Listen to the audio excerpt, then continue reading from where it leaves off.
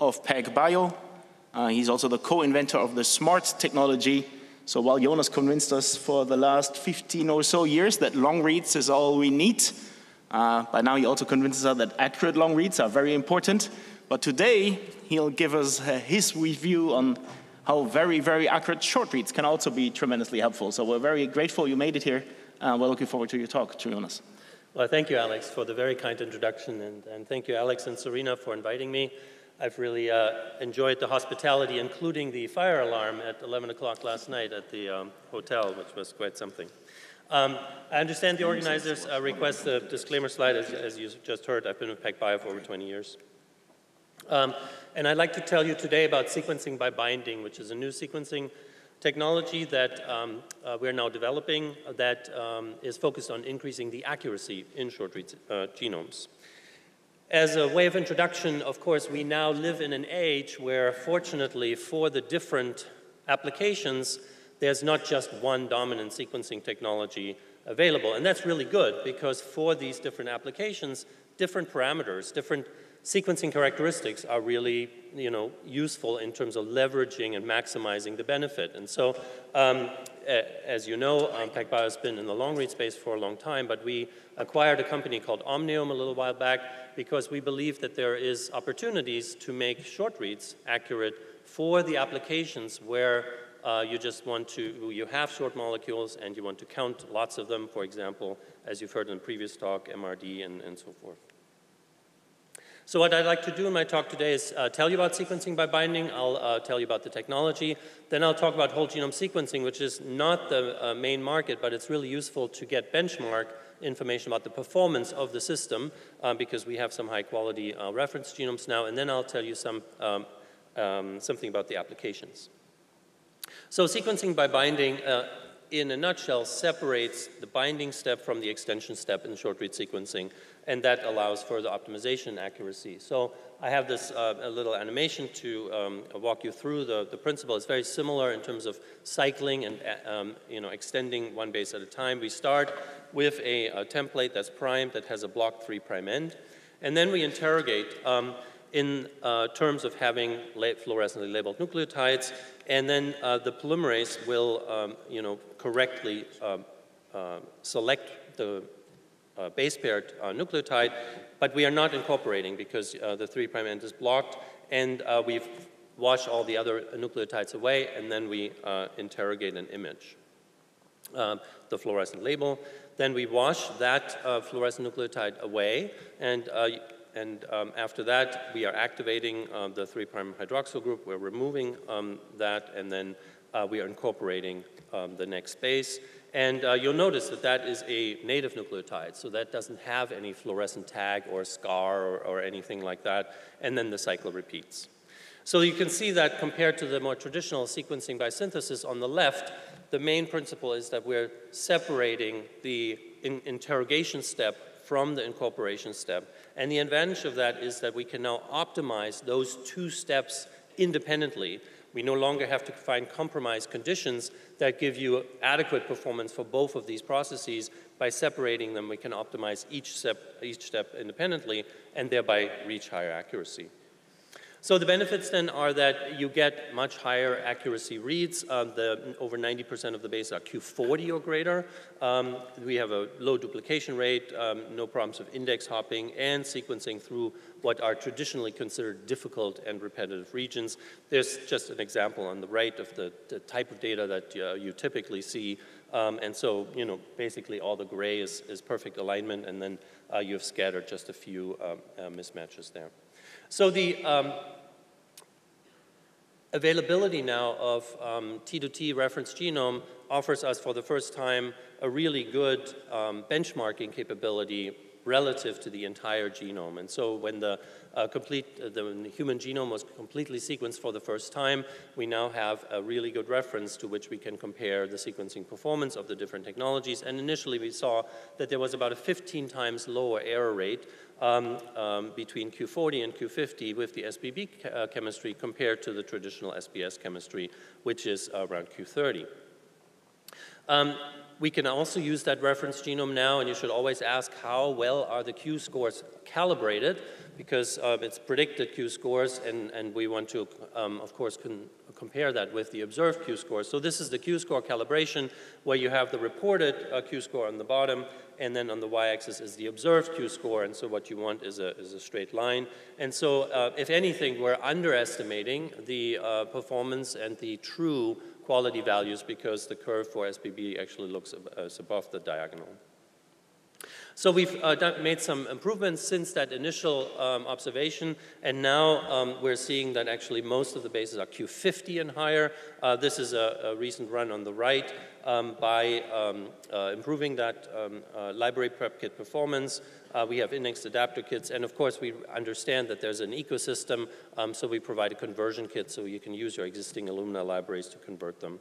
The systems are now in early access. This is a tweet by one of the early access user, Chris Mason, who observed, and I quote, impressive data rolling on the answer sequence of Q values staying above 50 for the full length of the read and starting with Q55.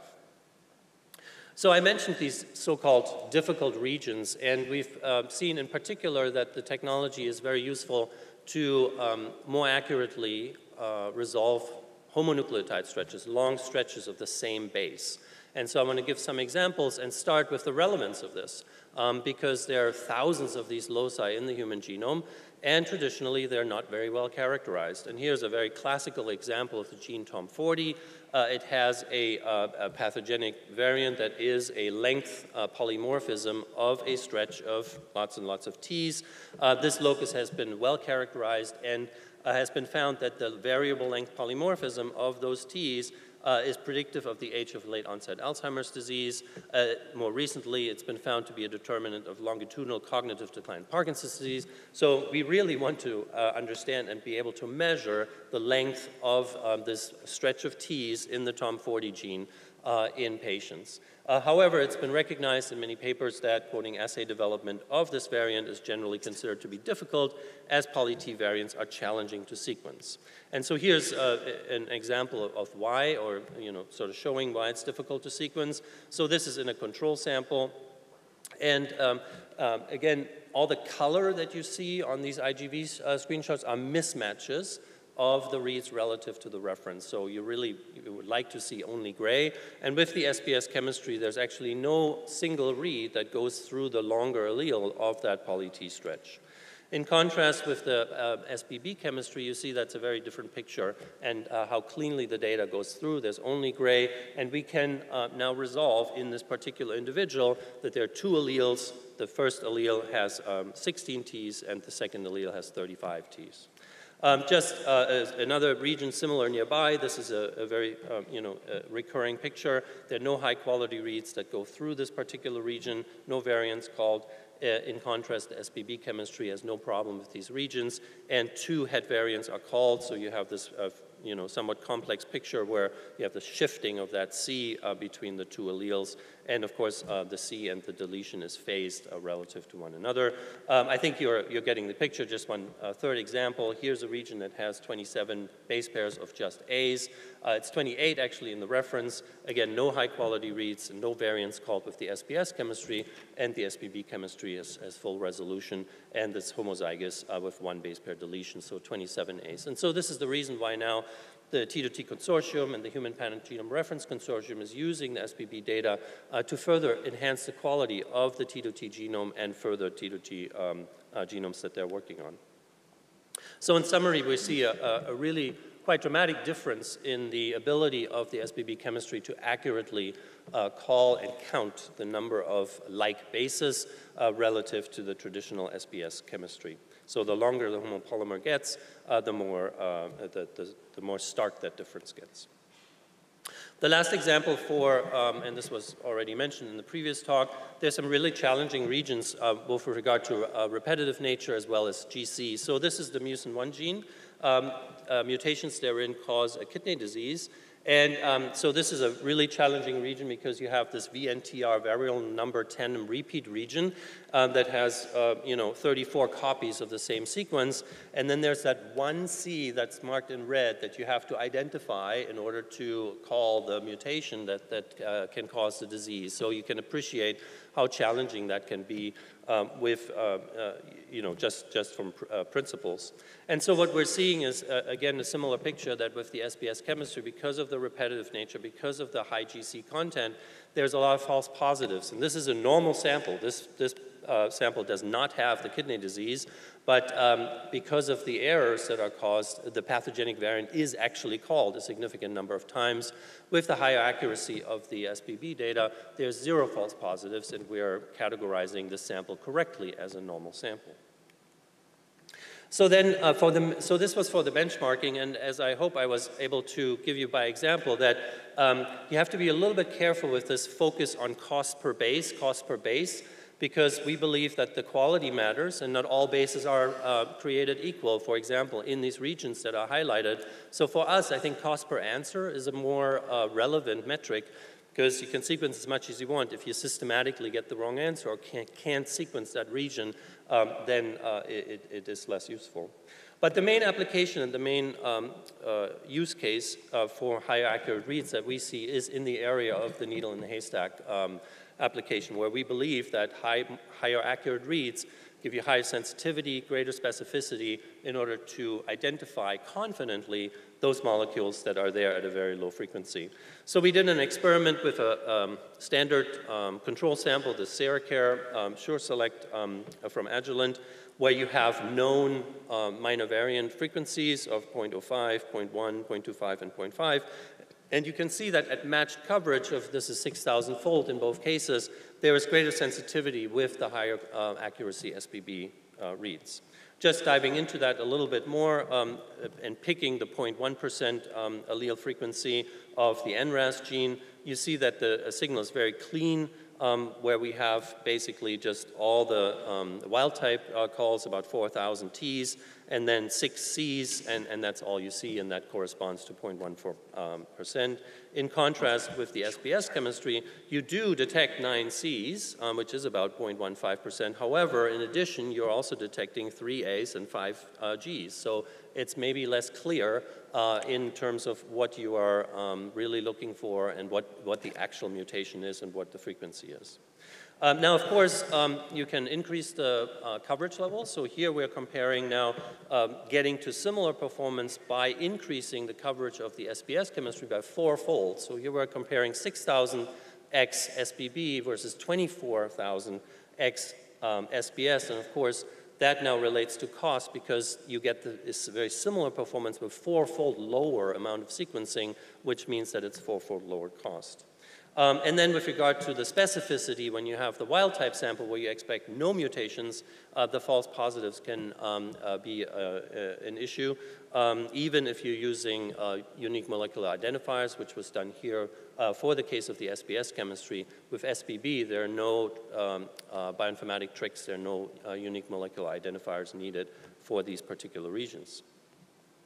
So then, why do we think that accuracy, greater sensitivity, and specificity matter? And so here's just a very simple hypothetical example that I hope illustrates why we really want to get to the greatest possible quality of sequence data in order to inform, for example, in this case, on patients. So here you have this hypothetical example of a tumor, of a cancer patient. The tumor grew, you have surgery, and then you have clearance, but then the tumor reoccurs. And so your sensitivity here dictates on the kinds of conclusions that you're making, and if your sensitivity is not high enough, you may conclude that the tumor has gone away and is no longer present. We believe that on the bottom, with the higher sensitivity provided by the SBB chemistry, you can make more accurate determinations that, in fact, the tumor was still there, and that ultimately, of course, can affect the decisions that you're making for that particular individual. Now, we wanted to challenge the system, and we're asking how low can you go in terms of sensitivity without unique molecular identifiers. This is a collaboration with Dr. Apon from TGen. She's interested in infectious disease and the occurrence of very rare resistance mutation. So the needle here is a bacterium with a resistance mutation in a sample that has mostly wild type.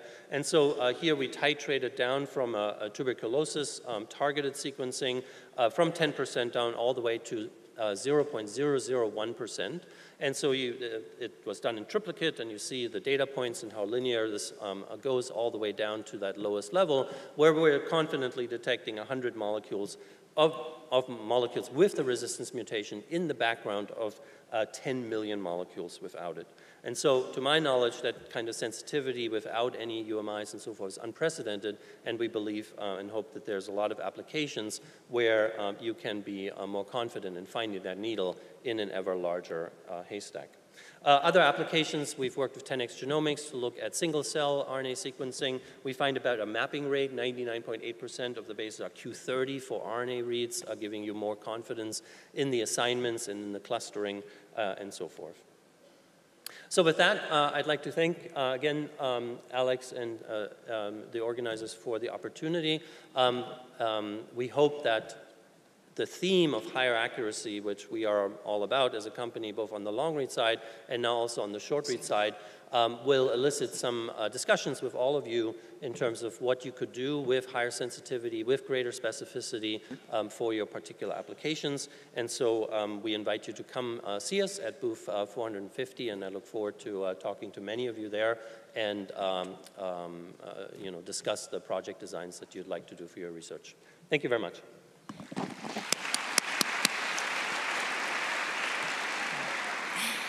Thank you so much, Jonas, for a really, really clear, fantastic presentation. So do we have any questions from the floor? There's 3 mics. I'm going to urge anyone who's coming forward for questions to come as close to the mic as possible so that the people online can hear you as well. Is that someone coming to the mic? Yes? And please feel free to identify yourself as well, please. Thank you. Mic 1, why don't you go ahead? Mic 1. Hi, Adriano Di Marino from South Dakota, United States. Thanks for the fantastic presentation. I was just wondering, this kind of chemistry, it's particularly fascinating for me, so I was just wondering, how long does it take to sequence one sample? Because it seems pretty accurate, but it seems slow at the same time. So so right now it's about on the order of 48 hours. So it's a little bit slower, but not dramatically so. So the run times are going to be around 2 days. Thank you. Mic 3. Lauren Ackerson from Australia. I'm going to follow on from the first presentation and ask you if this is in the ballpark of $100 genome, shortly genome. So my understanding from talking to Alex is that this is meant to be a scientific presentation. And I'm the science guy anyway, so we have on our booth, all the commercial, representatives. At the moment, it's not, at the range of the $100 genome. And as I mentioned, we believe that there is a dimension to the price per answer. And as I alluded to in one of the examples, you have 4-fold lower coverage that's required. So you have to include that in your calculation in terms of how much your project's going to cost, depending on your project design. And I might follow on if that's okay. Yes. Is it very feasible to limit the range of the genes that you're sequencing, either by a panel-based approach or a capture-based approach or something like that, or is it something that you need to do the entire genome for? No, absolutely. So the Seracare example was a targeted example. We're working, for example, with Twist on panels. You can use amplicons. I showed the single-cell example. So it's a core general sequencer, and so all the different variations of what you would want to do with a sequencer is possible. Thank you. Mic 3. Luisa Hansen from Poland. I have a question, because PacBio is generally famous of long-read sequencing, yeah?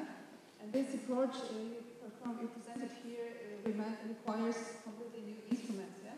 Yeah, that's right. Go ahead. So you cannot use the same instrument for long-read and short-read sequencing. It's completely different, and you have to separate it, yeah? That is correct. So the Revio system is for the long-read sequencing, and the Onso system, as we call it, is for the short-read sequencing. And that's because they are, and I showed this in the first slide, There are very different requirements and chemistries and technological advances that are needed in order to sequence a molecule that starts out to be long and do that in a long and accurate fashion compared to having short DNA molecules to begin with and trying to sequence billions of them as accurately as we try to do as possible in order to gain the performance characteristics that I highlighted. So just as in the first slide, as I mentioned, that now we live in an age where you have dedicated sequencers for the different types of genomic applications, which is a really great development because 10 years ago, you had one dominant sequencing technology and you had to conform your particular project to trying to get as best as an answer that you could.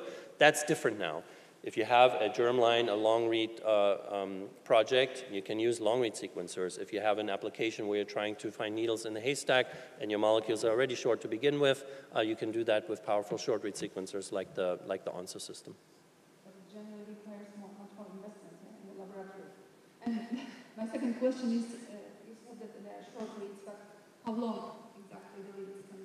So right now they're 2 by 150, so standard. We also have a 1 by 200 base pairs, and as you can imagine, with all the different components, throughput, you know, read length and so forth, that's going to be the initial performance at the outset, and then we'll continue to develop from there.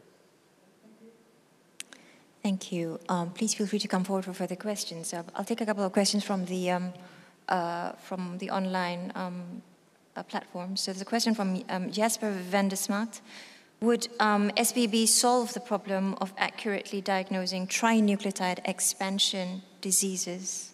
So we've seen very good accuracy in trinucleotide repeats. Now, of course, there are some that are very long and would go quite far above the read length that a short read sequencer can provide. And that's actually a great example for the point that I was just making, in that hi-fi sequencing, the long read sequencing side, has been a great tool to now access those tandem repeats. We've just posted a preprint on Target, a tandem repeat genotyper, which also includes the first database of almost 1 million tandem repeats in the human genome. Tandem repeats are the most common structure variation in the human genome. There are over 1 million tandem repeats, which are poorly addressed with short read sequencing, especially when they're expanded. And so this is one example where I think the PacBio hi-fi sequencing would be more preferable to, and I would argue that we've made a pretty significant step over the past few months to what the person who asked the question is solving that problem. Fantastic, thank you. There's another question from, there's no one else on the floor, from Baiba Lace. I do apologize if I'm pronouncing any of these names incorrectly. Is SBB capable of identifying pseudogenes? Yes, so... or distinguishing them, I guess, more accurately from That's right. other So genes. pseudogenes are very highly homologous, and the increased accuracy certainly helps with differentiating those, seeing those very small differences between the gene and the pseudogene. Yeah. And so actually, just combining those two questions together, what you can potentially add is a lot of new knowledge from these very difficult regions that actually, in combination with some of the more dominant platforms, as you pointed out, perhaps there's something that we can all learn about the reference and about sort of the prevalence of disease in general once you've done lots and lots of normal people? Yeah, well, so as I tried to describe is that we don't see germline sequencing, whole genome sequencing as the major application for this. I was showing these examples to benchmark and to convince you that it's really accurate. And so the long-read hi-fi sequencing, of course, has been used over the last 2 or 3 years as the primary technology to generate the T2T genome, to generate the first human pan-genome reference that we had the special issue of Nature a month ago and so forth. And that, I think, is a better tool to look into these complex and repetitive regions in the genome.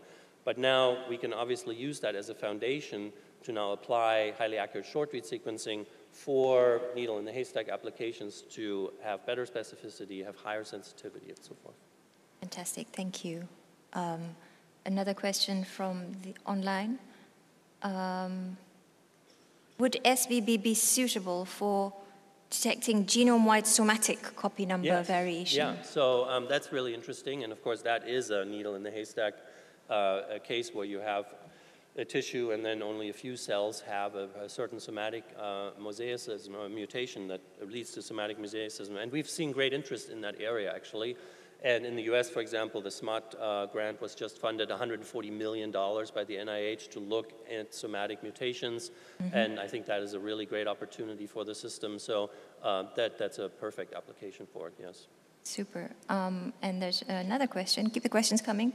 From Shuijing Zhu. Great talk. How about the performance of SBB on detecting structural variants, I guess in general, as opposed to copy number variation? Yeah, so it is a short-read sequencing technology, and I think what we've seen is that they are challenged in general to detect structural variants because structural variants are large by their nature. And so this would be another case where I think the long-read hi-fi sequencing would be preferable.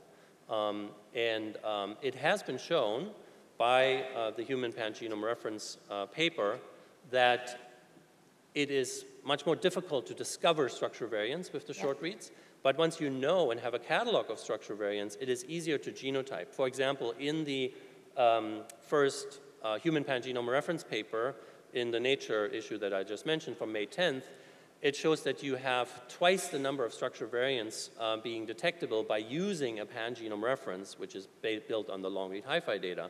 And of course, the high accuracy helps you in terms of having accurate genotyping. So I would say it's not, short-read sequencing in general, I would say is not a great tool to discover structural variants. By having a foundation of the long-read hi-fi pangenome reference, you're doing better in the genotyping and detecting structural variants. Great, thank you. Alex.